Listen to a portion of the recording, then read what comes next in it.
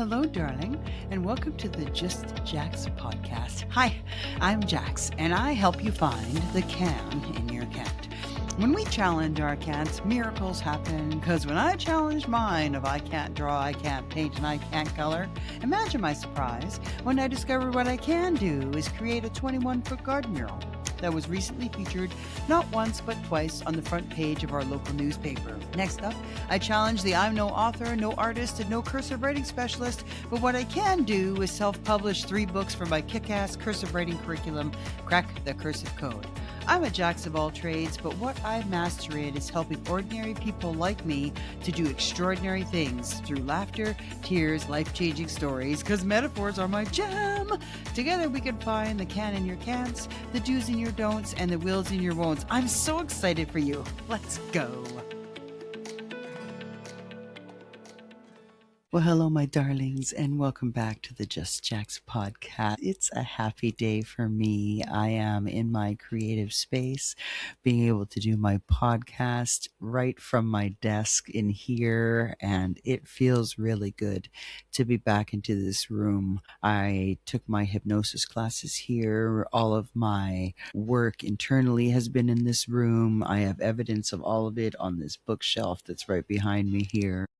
I created my Crack the Cursive Code cursive writing curriculum in this room. It just has a really good feeling of energy, and it's just awesome. And it's so good to be back in here. With my being in this room, my bedroom has now been set up. It has been very fascinating because the last time I had a bedroom, I think I lived with my mom as a girl, like teenager stuff, because I have basically either went from relationship to relationship or went back to my mom's place, and I never had my own room at my mom's place because I never lived in this condo unit. She moved in there with my dad while I was out of the house already. I never had a space in that condos. That was all mine. So it's been very interesting because all of my clothes are in this room. There's some storage in it, but really it's a real bedroom with a bed that's mine that I sleep in and can stretch out in. And one of the most fascinating perks is the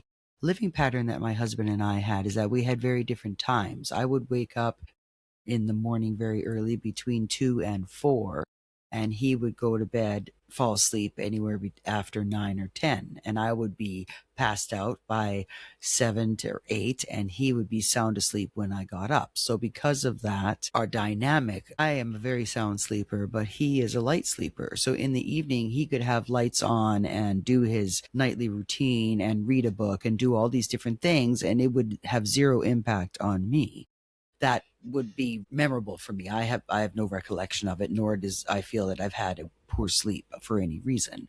And then in the morning, I wake up, it's pitch dark. I get dressed in the dark, and I can't tell you how many times I've had my pants on backwards or my underwear on backwards or whatever. I sneak out into the kitchen, close the door behind me, hopefully if there's no cats in the room, and then continue on into this side of the house where it was my living space. So basically this side of the house has always been truly my living space. I just never slept in here, and now I sleep on this side of the house, and I really like the feeling of this dynamic. I really like that I have my own room, that I can sit in my bed in the morning when I wake up. I did that.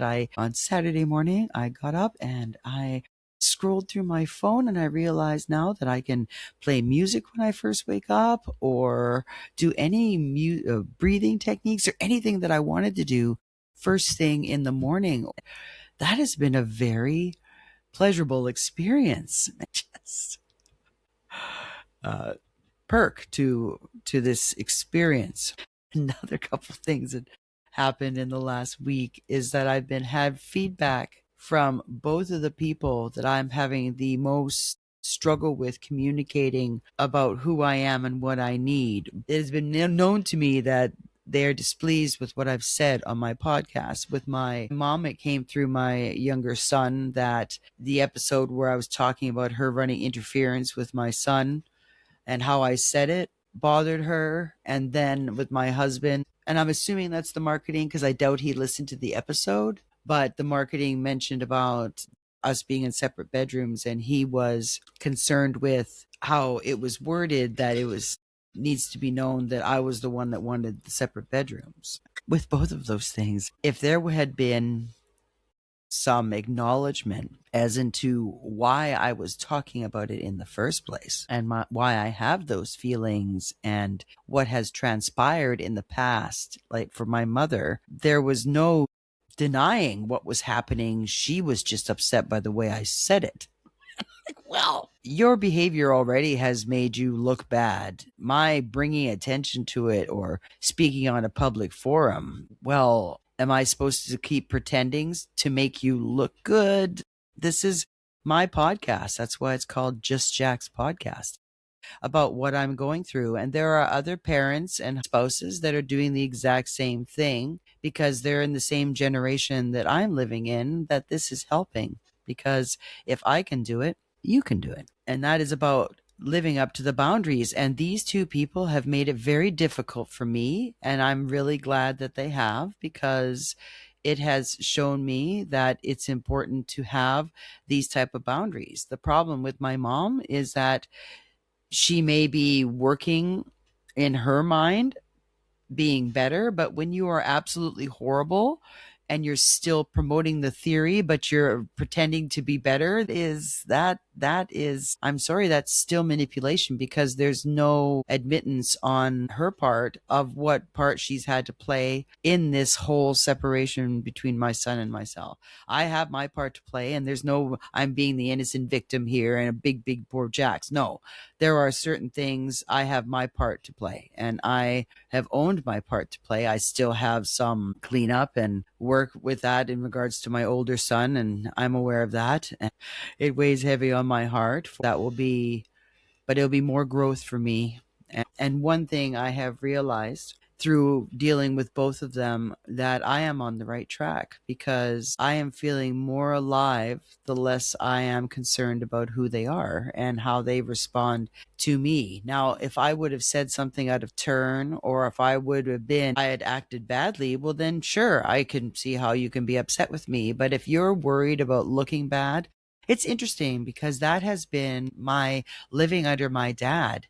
It was always about what he looked like to the public. And maybe that's one of the things that I've been crippled with, is what I've looked like in the public, and why I've had such a difficult time doing video. But what I've learned this about me is that I need to really find out what I want and what feels good for me and stand, because I'm the only one that's going to do it.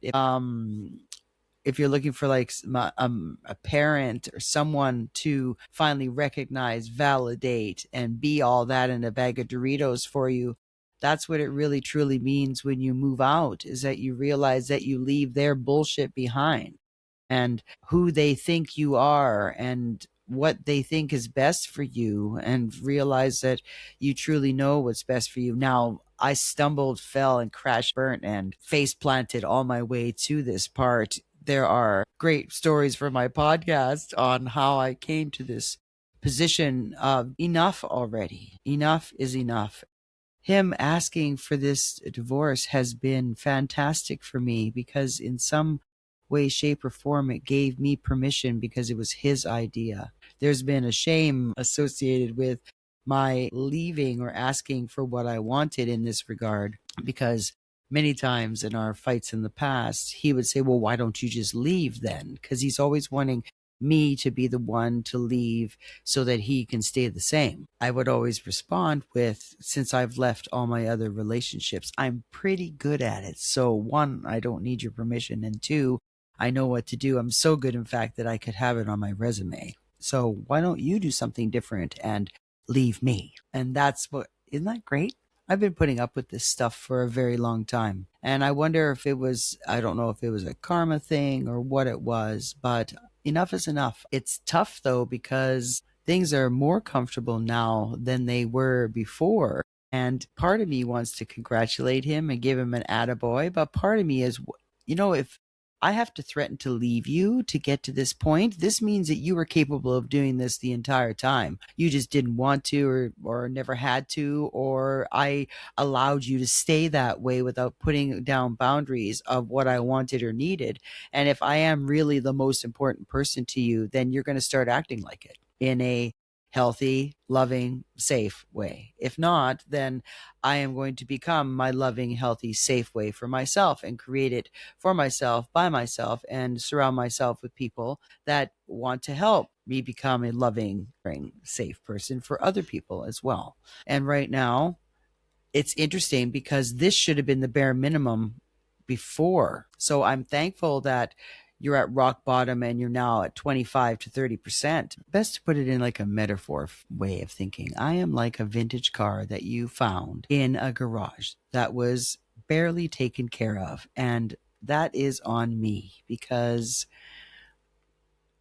I had no idea what my value was. And just like everything that, if I had an easy bake oven that was in perfect shape from the 60s, how much value it would have. But at the time, we just beat the snot out of it and didn't care because we thought that's just so many things that we consume. How do you know what's going to be valuable or not? And that's the issue, is that everything that from that era that's in pristine, that gets passed down with generations, all has value. So if we, what we decide at the time whether or not it has value is the problem. And that was my problem, is I had no idea of my value. And maybe you struggle with the same thing, that you have no idea of your value. And I had to learn through many different courses and books and people and situations and conflicts to find out that I have value. But it's like a vintage car, for instance, that I have kept in a garage and barely ran it every once in a while, but never took care of it. And it needs a lot of work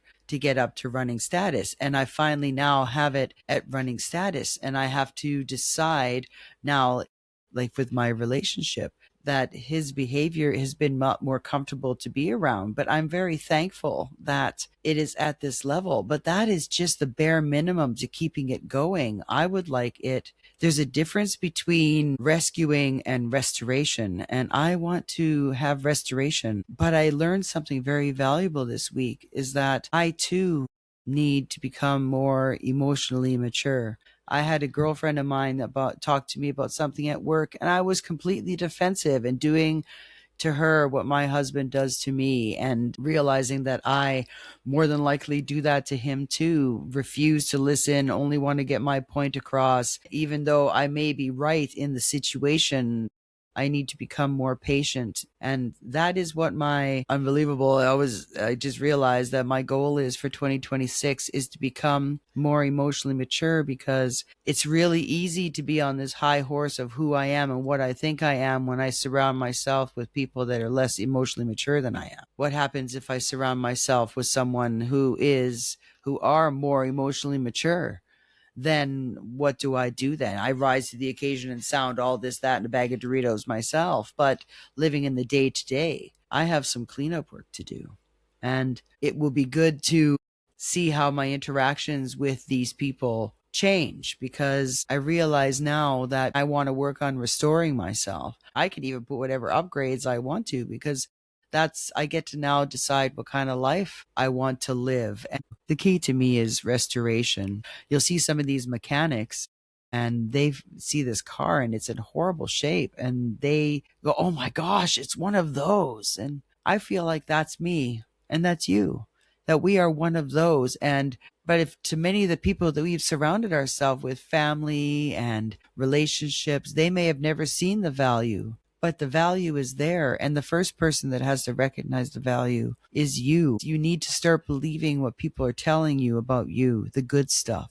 It's so easy with our brain to focus on the bad stuff, but it's important to start absorbing the good stuff and believing that a good person comes along with believing in the good stuff. Because sometimes I feel like, for me, if I believe that I'm going to become arrogant. Life has a really good way of showing me where my pedestals are and knocking me off them. So I appreciate that part of it. Maybe it's time to look at the energy that's stopping you from believing the good stuff in you. Why would you want to keep that energy in the first place? But I've decided that what I want to do is I want to ask for what I want now, because that's the only way that this entire cycle is going to stop. So I had asked my husband before that on Christmas Day, we were going to give each other a Christmas list of what we want in our relationship. And I was sitting here hammering it out, and there was a lot of anger and you.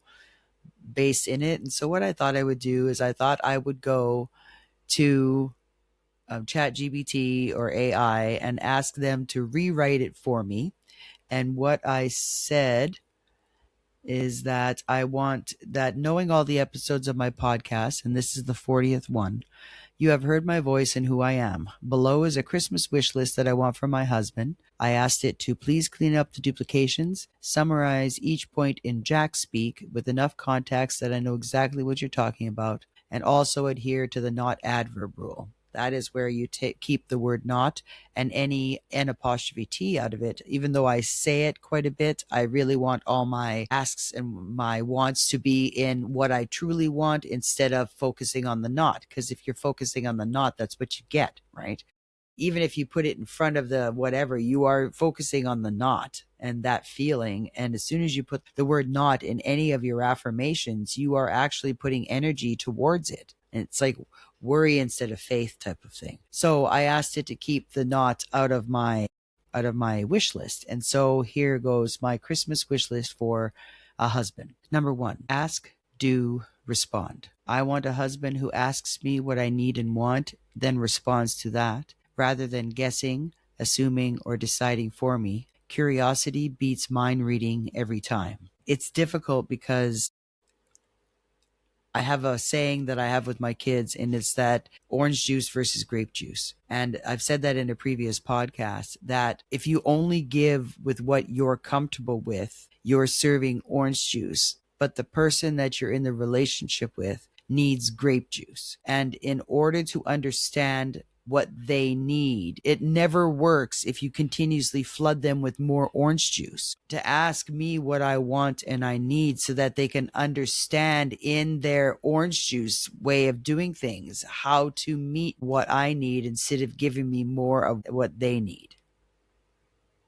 Okay. Number 2, match my initiation with enthusiasm. Now, I never read this part. This is live for me too, actually. I read the first one and I went, okay, that sounds good. And the rest of them I haven't read. So it's going to be new for both of us here. It's kind of fun. Number 2, match my initiation with enthusiasm. I appreciate thoughtful gestures that come from him. I also want equal energy when I initiate an idea, a request, or desire. My voice deserves follow through, passion, and care on his timeline and mine. Okay, this is where it's very fascinating because he would love to buy me gifts or go out for dinner or things like that, but they're when he's ready to do so. It's on his initiation. There's a real disconnect of if I want to do something or I need something or I'm asking for something. And when it's on my timeline or my request or my initiation, there's a resistance that comes up. But if I ask for it, he can do it later on his timeline when he needs it, when he's prepared, when he's had time to think about it, which has been great. But at the same time, there's been very little asking for what I wanted. It's more or less a shot in the dark. Or if I've told him he scored once instead of asking more, it's more of what he's comfortable doing. It's all about what he wants, needs, and is prepared to do versus on what I need to have done. Number 3, my feelings matter enough to explore. My emotions are something to be understood, explored, and respected rather than sidelined. I want my inner world treated as a priority instead of an inconvenience. It's been very difficult finding a partner. The older man that I had, the third husband, I never realized until going through what I'm going through with this husband that he gave me a lot of these things. And I felt secure in that relationship because of it. But in this relationship here, he's very afraid of my feelings because I feel that he has like a real failure shadow. If you do any kind of shadow work, his is a failure shadow and criticism, that everything is an attack. And so I've attempted to communicate with him what my feelings are, but they have continuously been shut down. And even after we have a fight or anything like that, he never comes back to talk about his behavior or how he behaved or how he wants to hear about what I had to say. It's just swept under the rug and done. So that big burst of energy and bluff and whatever was enough to stop the conversation, but the conversation never gets talked about again or brought around. And that's where the problem comes in, because it's all an act to stop me from talking. And I'm tired. I'm tired of that act. I'm just am. Now, like I said, in order to be able to handle someone like that, I need to work on my emotional maturity, because I can guarantee you that I may turn into what my husband is doing now if I'm in a situation where someone is more emotionally mature than me. So it's now time for me to do this work. This is also for me to remind myself that I also have to be this person as well. So, number 4, gentle curiosity during hard moments. When I feel hurt or frustrated, I want a partner who listens with love and asks gentle questions for clarity. What happened for me? What part belongs to him? What repair looks like? What shifts forward? This includes coming toward me early, offering presence, and holding me when that is what helps the feeling pass. Space happens by request from me, never by assumption. And see, this is where it's very difficult, because my husband serves me a lot of orange juice. He wants space. When something is uncomfortable, he feels the thing that I need the most is space, when what I need the most is resolution. And if he has resolution with me, then we can become closer and touch and cuddle, but there's never the resolution. So there's always the distance there still. And I'm continuously working through. So he just waits long enough for me to get over it. And then he figures that it's done and finished. But restoration is what I'm interested in, instead of slap jobs on the car just to make it run again. I want it to be fixed so that it runs the way it was intended to run. And that, like I said, there's my portion of it as well. Number 5, emotional courage. I want a partner with courage, the kind that faces discomfort with the goal of repair, courage to acknowledge impact, courage to do the work, courage to change patterns. And for me, that's one of the things too, is that I also have to be able to change my pattern and work on that. For now, it's time for me to step out into more courage. Because this is new. Having my own room is real significant, because it is almost like I'm moving out on my own. Either way, like I've said, is that before to my friends and to myself, that I'm either going to have a awesome marriage or I'm going to have an awesome divorce, one or the other. And it's going to give me what I need. And what I need now is to have more fun, more play, and more satisfaction in my life. That's really what I am hoping to bring in 2026. And perfect segue, number 6. Magic, play, and joy. I want a magical man. Costumes, matching pajamas, ugly sweaters, holiday chaos, playfulness, and laughter. Someone who adds joy to my projects and helps our home feel alive. Someone who lifts energy rather than draining it. There has been constant cutting. It's hard to explain or use the proper word, but it's like adding drops of black paint into white paint. It takes a long time for it to start to turn so that you see it. But there comes a time where the black slowly takes over the white, and that's kind of what's happening here. And I'm like, no, we need more dose of white paint, and that is magic, play, and joy. Number 7, family support with a backbone. I want a husband who cares about family, his and mine, and supports me when navigating mine feels heavy, a teammate who stands with me. In the last real heated conversation, there were some things that were said that questioned whether or not he was on my side, and that really hurt and made me realize that I want someone that's going to be what's good for me. And sometimes telling me what I don't want to hear is part of that, if the goal is to have me be the best that I'm going to be, and knows that I'm going to find the best answer for it. And this is really good for me too, to make sure I'm like this with my people as well, because this is also what kind of partner I want to be. And I have some work to do to get here. Number 8, a true partner in life and work. Wow, this is really working well. I want someone who helps me because it brings joy. Someone who asks questions, understands the goal, and works beside me like a teammate, instead of like feeling like hired help. How this whole fight started was because I was telling him that I wanted to rearrange the rooms because I felt really good about being in here for my podcast. And it has been horrible in the past, asking for help. It's like having a 14-year-old boy who really is forced to be there. that takes too much work. Do we have to? It's fine. Let's get going. I just want it done. I want to get out of here. I want to do what I want to do. And you forced me to be here. And that has been what the help has felt like. It has been horrible. It's been horrible. And I was attempting to tell him that because he's also told me that I've never given him enough notice to be prepared. So that was part of it, to be prepared. Anyway, my bringing it up triggered something and it became this huge fight. And that was the problem with my trying to communicate what I needed. It turns into this big, huge fight. And this time he took it to a level, I think, that even scared him, because I think he was surprised that the bluster made me make a move. Because have I made any moves in the past? No, all I did was cry, and then life went back on to what it was before, and that was on me. And I was listening to a TikTok, and this woman was talking about how many people use blusters to control others to do what they want to do, because the bluster is their way of staying the same. Bluster, back off. Bluster, back off. Bluster, back off. More stamina, more stamina, more stamina. And the bluster, and still back off. And that's where, in this case, that when I moved into the other bedroom, it was like, oh, you really mean what's going on? And I've turned off all of any kind of marital, even friendship type of touch. I used to hug him goodbye in the morning, and I no longer do that. If you want to be my husband, it now needs to change. And I'm really glad that things have improved. But at the same time, if this was supposed to be the bare minimum before, why have I ever allowed? If he can do this now, he could have done that before. But you know what the difference was? Is that I allowed that bad behavior to happen all this time.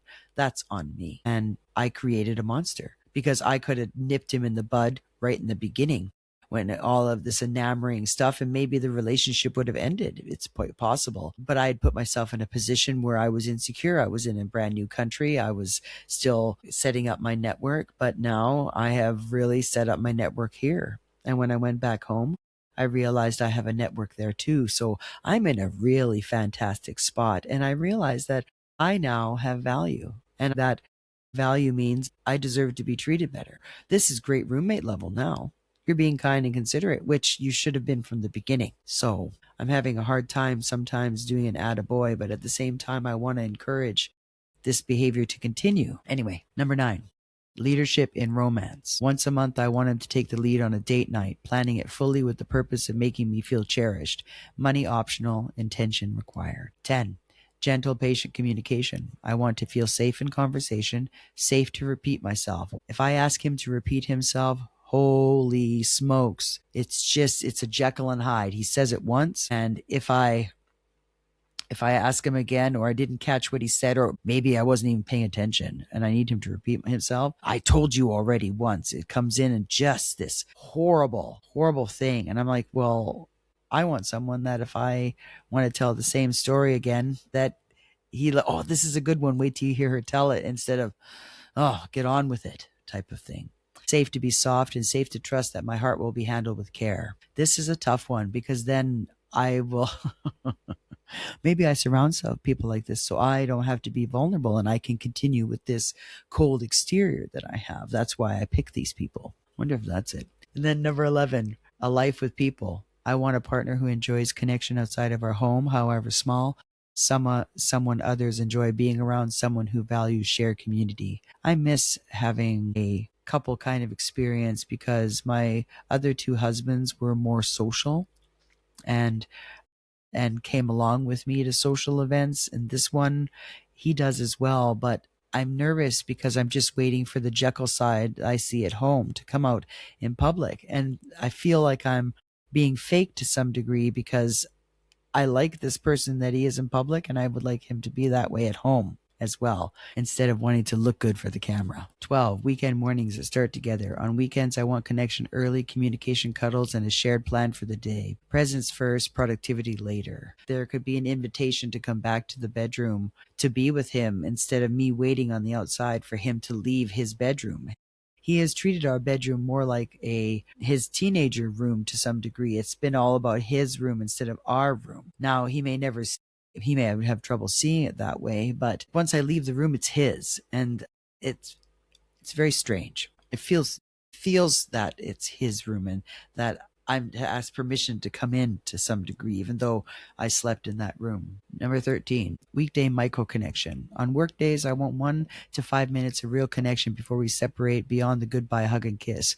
A moment of us before the day begins. When he wakes up in the morning to go to work, the entire focus is him getting to work. And he remembers kind of that I'm there when I walk him out to the car. And even then, it's more like I really need to get to work. I have this commute that I have to do. I have these people that I don't want to work with. And it's all about prepping himself for the day instead of connecting with me so he has something awesome to think about during the day and looking forward to connecting when he gets home. It's all about his management, about his job and how he feels about it. 14, intentional physical connection. I want time where we hold each other and talk, touch without agenda, presence without rush. There is some of that, but I would like more of that. Number 15, we're almost done. A responsive, playful, intimate life. I want freedom to initiate intimacy. I want variety, playfulness, and responsiveness. And I want softness when I need tenderness and strength when I want passion. Ooh, but I have a lot of work in this area myself. My environment that I grew up in was one that had a lot of warped things about sex. There was so much negativity there that I have some cleanup to do about myself. My brother called me a slut when I was at home and I was a virgin and I wasn't even sure if I had a boyfriend then.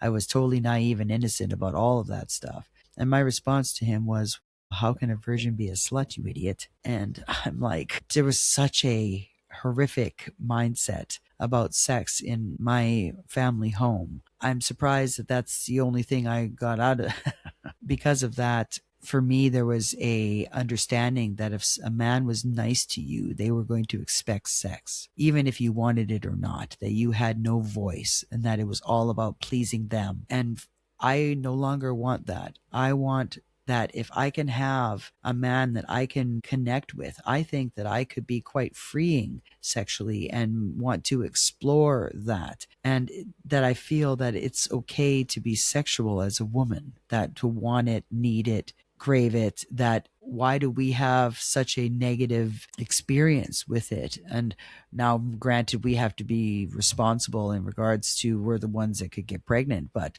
my uterus was taken out in 2010. And although my age group, my demographic have more challenges in that area for the men and for the women with dryness and all this kind of crap. But at the same time, this is one of the areas that I need to reframe and restore, because I use sex in many ways that had nothing to do with pleasure. It was a power tool to get me what I wanted and to get me out of situations that I wanted to be out of. I paid the price for that. And it's unfortunate because my intimate life suffered because I never had, and I can say never, had the freedom to just relax and enjoy it and have fun with it. It's always been detachment and it's been a horrible experience for me. There's been many attempts for me to work around this, but there needs to be some more work in that area for me. And then when that area and that sexuality and my understanding of who I am and I'm connected in that way, then I know the weight will lose on my body, because then I am free to be a sexual being, and it's okay to be one.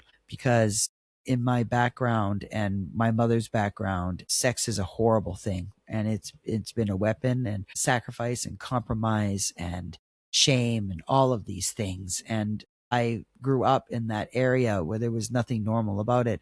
And I do understand that it was meant to be a protection for me, but it was a prevention as well. And, but truly, it's been protection though, because unless I was able to have my value come through it first, and I would be able to know that I have the choice of what I want and who I want to do that with, that it can give me it can be another area of myself where I have strength instead of shame as well, and satisfaction. And I'm looking forward to that. 16, safety around money. I want to feel secure and supported financially. A man with integrity who gives clearly, promptly, and confidently without hesitation or dangling offers. Generosity that allows choice, dignity, and ease. I think I like what I wrote about that better. Let me see. I want someone who makes me feel safe around money, that wants to take care of me, that wants to pay my way and knows when to let me pay my way, that has integrity, never saying I could give or I can help, just give. I can then have the opportunity to refuse if I don't want or need the help and give immediately. I should never have to remind him to pay me or wait. That has happened many times where he says, well, I'll give you money for that. And then I have to ask him for it or stuff. And I think, no, then don't offer it. Either give it to me or don't.